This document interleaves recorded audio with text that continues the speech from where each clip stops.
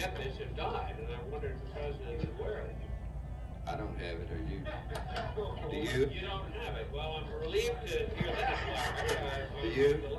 You know? You didn't answer my Well, I question. just wondered, How do you know? does the president, in other words, the White House looks on this as a great joke. No, I don't know anything about it, Lester. Does the president, does anybody in the White House know about this epidemic, Larry? I don't think so.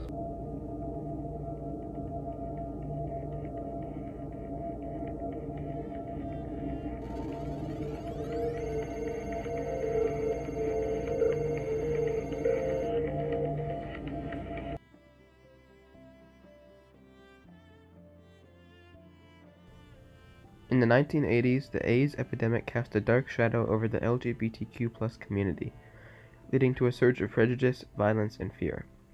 Hindered by a slow response from the Reagan administration, often perceived as rooted in deep-seated biases, the crisis intensified. But amid the adversity, the LGBTQ+ community rallied, becoming their own fiercest advocates. By 2018, AIDS had claimed the lives of over 700,000 people in the US alone. Yet, driven by the determination of groups like ACT UP, awareness campaigns, and events like the AIDS Walk having emerged, they shone a light on the crisis and fought for a brighter future. This documentary delves into the stories of resilience and courage from those who endured and survived this tumultuous chapter in history, a period once labeled the era of gay cancer.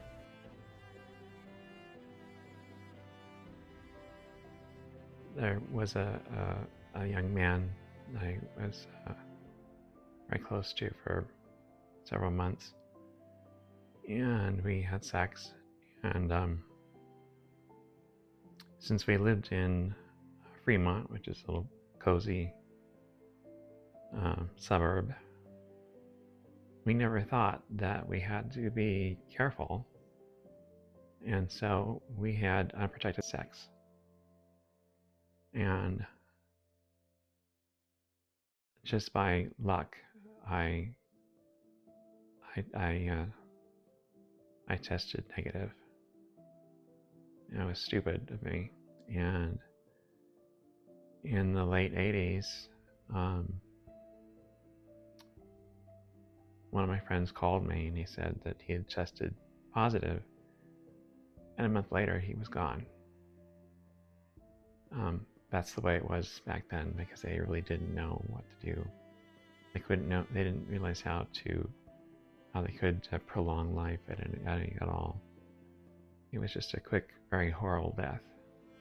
Everywhere you looked in San Francisco, there were these basically walking skeletons. It was something out of a horror movie.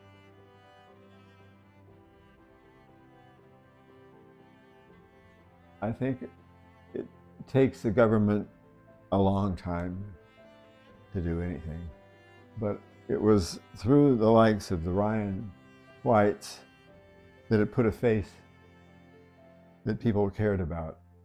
A kid, an 8th grader, fighting for his life, being kept from school, is something that people can identify with.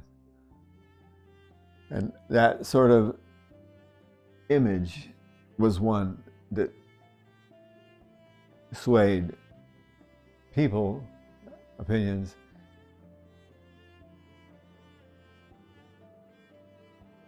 I was only 12 when HIV was first described in 1981, and I was just really moved by the stigma and the prejudice, and it seemed really unfair to me.